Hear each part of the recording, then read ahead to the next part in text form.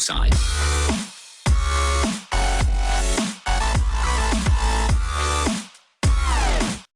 Hey yo, what's up guys? It's Alex here from the Peedus Crew, and I've got a quick and easy guide for you guys how to defeat the Nithral boss. This is on The Witcher 3, obviously on the hardest difficulty on Deathmarch, and this is in the mission Wandering in the Dark.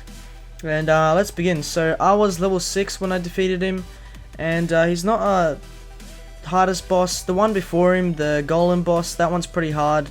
I had spent more time on the Golem boss than I had on Nithral, but yeah, before you guys enter this area, I don't know if I said the mission's called Wander in the Dark, but before you enter this massive cave area, I suggest buying heaps of potions so you can heal yourself up when you're going to the boss and stuff like that. Because I literally, as you see on the screen, like this is all the health that I had the whole time, and I defeated him I think without even getting hit once. So yeah, pretty hard, but I managed to do it. It took me about an hour or so.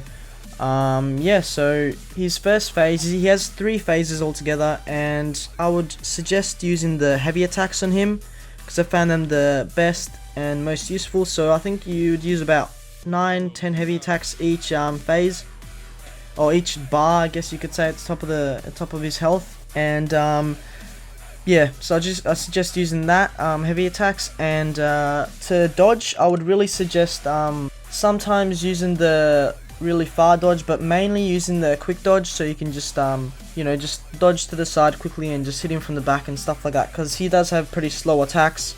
So I would just mainly stick to the quick dodges and heavy attacks, because that's what I found most useful.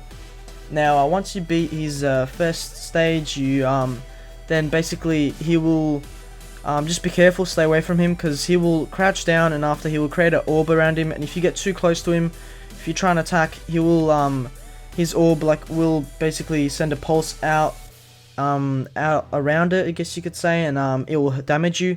So don't get close to him when he's going into, basically when you defeated enough health for him to go into the next stage, and when he crouches down, don't go near him, alright, because you can't really attack him. He just damages you if you get too close. So what he'll do then is, after he's done that little part where he's crouching down and stuff, then he's going to teleport to the middle of the map, and he's going to be in the orb, obviously, and yeah, you can't attack him and stuff. And he should he'll send these creatures called Hound of the Wild Hunt. They're like wild dogs, you know, wolves and stuff like that. They're pretty hard to attack, but the best way to kill them is just try and separate them, you know, just use Athena. She's a really good cover, you know, she can distract 2 of them and you just get 1 of them, because only 3 can spawn at a time.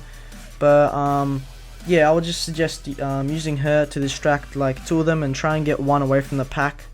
That's what I did some of the time, and he actually helped out heaps, because if you fight all 3 of them at once, you know, I don't know, I wouldn't suggest it, because it's pretty hard surviving.